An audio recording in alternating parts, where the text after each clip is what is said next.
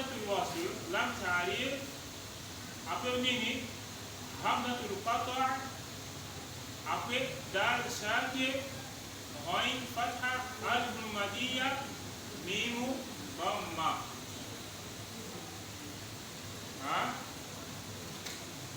Ok. Vous comprenez, hein? Vous comprenez tout passé? Vous comprenez? Donc, on va aller faire une chose qui est, si nous avons par vous, vous voyez?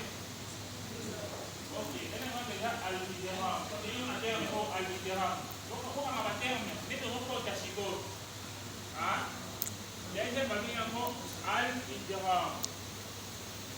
Kalau bagi korang bukan nak kote, selo pokok nabino,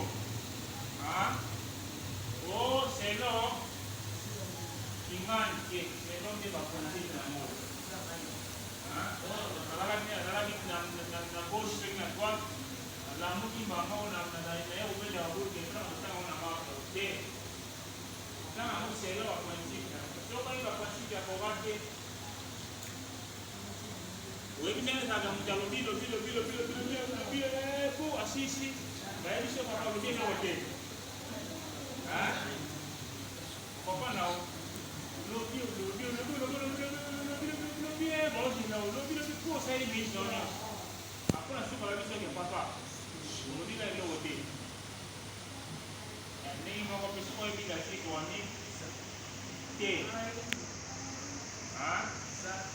tu bantu kita kawan deh, sio sih kan no pelopo,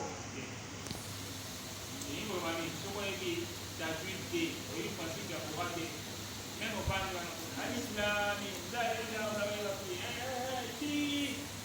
minal jin, nasi wan nas, utang ni